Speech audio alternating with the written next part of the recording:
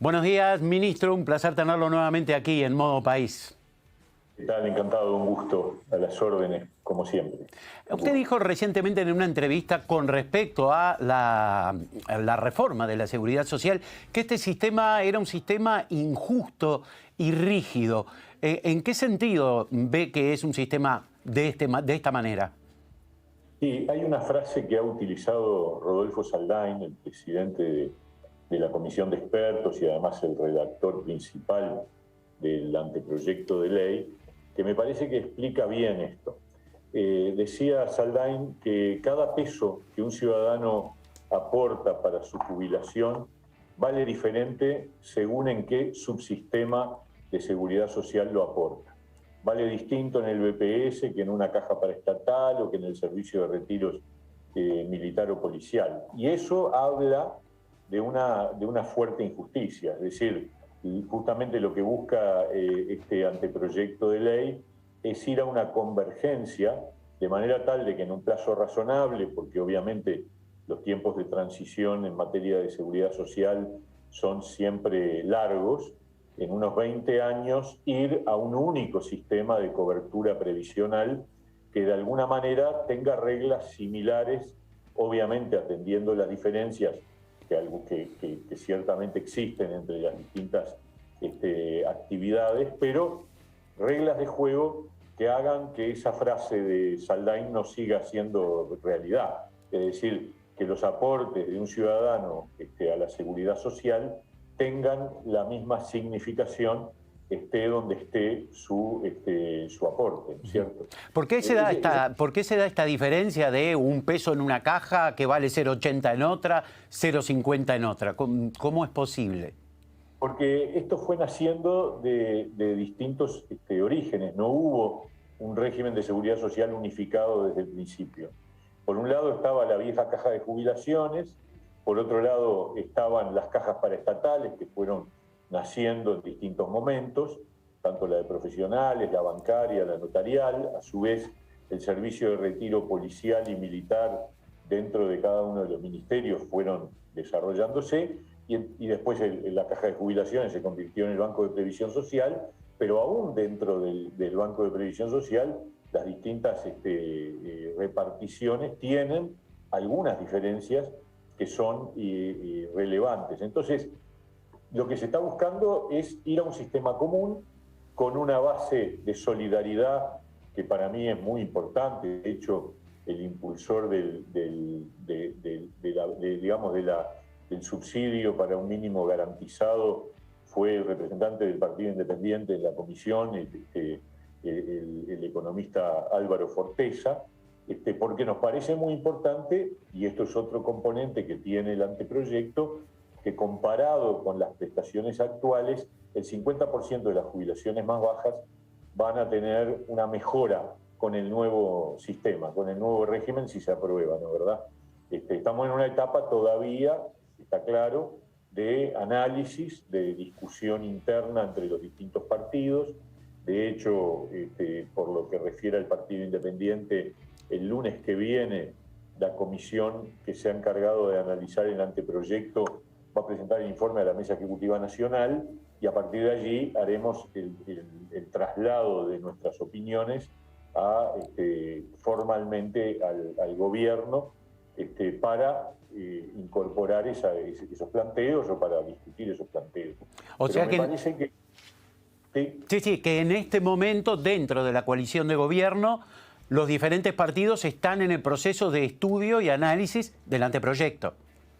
Es verdad, eso es así. El presidente entregó el anteproyecto a los partidos de la coalición sobre fines de julio y tenemos todo el mes de agosto para trasladar razonablemente, es un tiempo que conviene, que es razonable, para trasladar las opiniones para alimentar ese anteproyecto.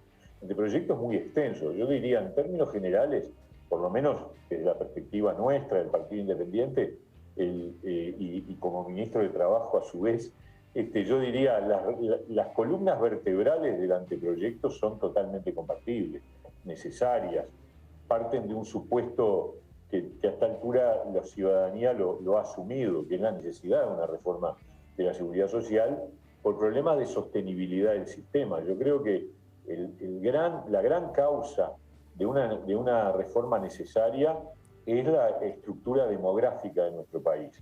Es decir, el Uruguay es un país que la verdad tiene pautas demográficas propias de una sociedad desarrollada, de una sociedad moderna. Tenemos una expectativa de vida que es cada vez más larga, por suerte, eso es una muy buena cosa, tiene que ver con el sistema de salud nacional, la cobertura del sistema de salud, las prestaciones que el sistema de salud le otorga a los ciudadanos en general, hace que cada vez vivamos más. Y del otro lado, también una pauta propia de las sociedades modernas, la paternidad y la maternidad se postergan y por lo tanto baja radicalmente el número de hijos y eso hace que haya una caída de la natalidad que implica que los demógrafos, los principales demógrafos uruguayos, Juanjo Calvo, Wanda Cabella, Adela Pellegrino, han estimado que en los próximos años la población de nuestro país va a reducirse. Eso tiene impactos directos sobre nuestro sistema de seguridad social, porque el sistema de seguridad social implica una relación entre activos y pasivos. Con estos datos demográficos, los activos tienden a disminuir y los pasivos aumentan cada vez más. Es decir, que los ingresos a la caja de jubilaciones, pensiones, etcétera, que vienen obviamente de los aportes jubilatorios y de otras cifras, quedarían en menor cantidad que los egresos, que serían las jubilaciones y pensiones. Exacto, para atender trabajadores que se convierten en jubilados que van a vivir mucho tiempo.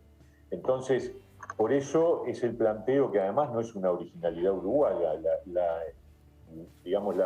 La postergación de la edad de retiro es un tema que está ya resuelto en muchos países del mundo desarrollado que tienen características demográficas como la de Uruguay. De todas maneras, ya además los propios uruguayos, a nivel promedial, nos estamos jubilando más tarde. De hecho, la edad promedio de jubilación en nuestro país es de 62, 63 años. O sea que ya ha habido un traslado, porque la gente no solo vive más tiempo, sino que llega mejor, en mejores condiciones de salud, tanto física como intelectual, a edades más avanzadas.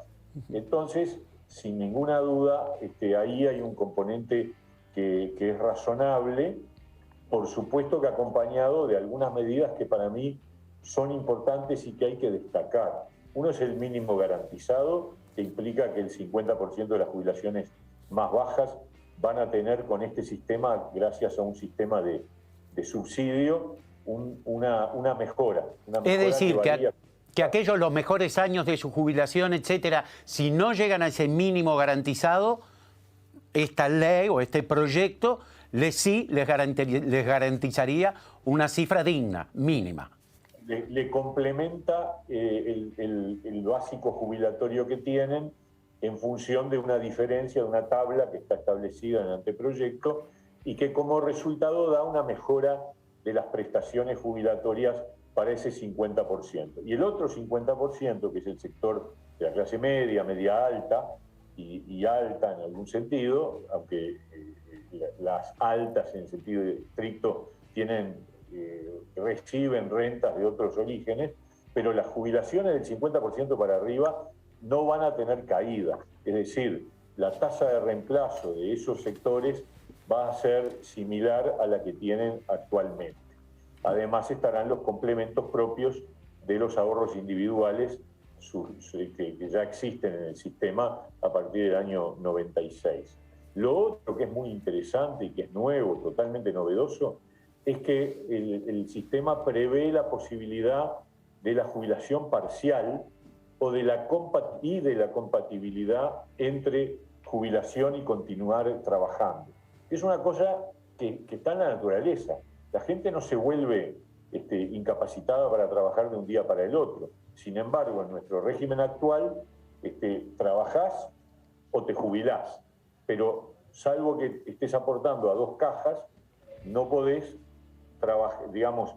jubilarte y seguir trabajando. Bueno, a partir de este anteproyecto se establece un régimen muy abierto, muy amplio, para aquella persona que quiere jubilarse, pero que quiere mantener alguno de los dos trabajos y pueda jubilarse por uno y seguir trabajando por el otro, o disminuir la carga horaria en el trabajo que tiene y trabajar por un horario menor y jubilarse por la otra parte. Esas son cosas muy positivas que van en la línea, igual que el hecho de lo que recién decíamos, la convergencia de los regímenes para lograr un sistema único y justo para todos los uruguayos. Y Pablo, cuando uno piensa en esta... Pregunto primero que nada si este último elemento coincide con este proyecto de ley presentado por el diputado Conrado Rodríguez sobre la jubilación activa voluntaria.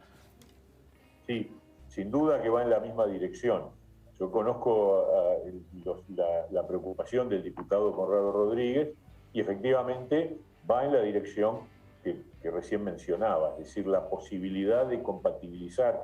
O sea, eso es mucho más realista con respecto a lo que le pasa al ser humano. El ser humano va envejeciendo y puede ir reduciendo sus facultades físicas o intelectuales, pero no ocurre eso de una manera radical de un día para el otro. Tú te jubilás y pasás de todo a cero.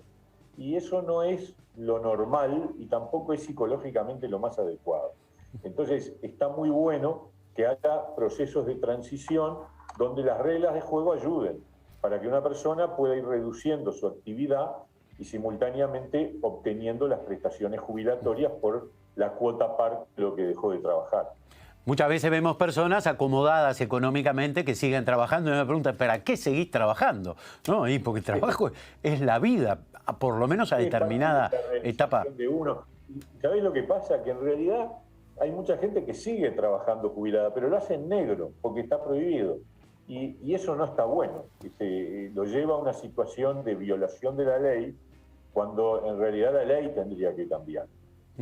Y es lo que propone el anteproyecto. Ahora, si una persona puede jubilarse de una caja, seguir trabajando en forma legal, además, en otra, ¿no estaríamos ocupando el lugar de los jóvenes que deberían ingresar, o esa baja natalidad augurada, digo, y confirmada por los demógrafos, hace que, bueno, se equilibre de alguna manera la posibilidad de que un mayor siga trabajando y no haya tantas pretensiones de ingreso desde parte de, obviamente, las generaciones más jóvenes? Lo que nos dicen los que han estudiado el tema, yo no lo he estudiado, y lo que tú planteas es muy razonable, decir, bueno, pero si los trabajadores más veteranos siguen en el mercado, los más jóvenes les cuesta más ingresar. Ya tenemos ese problema con la situación actual. La tasa de desempleo juvenil es muy alta, es tristemente muy alta en el Uruguay, para los de 18 a 24, pero creo yo que tiene mucho más que ver con problemas de calificación, también con problemas de crisis que hay entre lo que se enseña en el sistema educativo formal y lo que se requiere en el mercado de empleo. Ahí hay que trabajar mucho, hay que cambiar. Yo creo que la transformación curricular que se está planteando en la reforma educativa va en esa dirección, es decir, de vincular mejor el trabajo con la educación, de manera tal de que los gurises que salen del sistema educativo tengan mayor capacitación en habilidades y competencias para lo que se requiere en el mercado de trabajo. Si eso ocurre, yo creo que las oportunidades laborales de los jóvenes van a aumentar significativamente y a eso estamos apostando, obviamente. Ahora, los que han estudiado este tema de la permanencia de los trabajadores más veteranos sobre el impacto en el ingreso al empleo de los jóvenes, nos dicen que no hay una relación que afecte. Eso es lo que dicen los especialistas. Yo no soy especialista, no he hecho ningún estudio al respecto, pero lo que transmito es que esa preocupación parecería que no tiene convalidación con la experiencia empírica, ¿no? La sabiduría es eso, ¿no? Preguntarle al que sabe, no saber de todo, sino preguntarle a los que saben. Exactamente.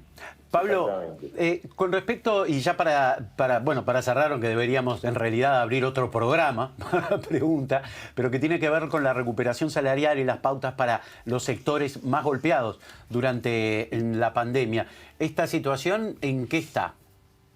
Bueno, a ver, rápidamente un panorama bastante sintético.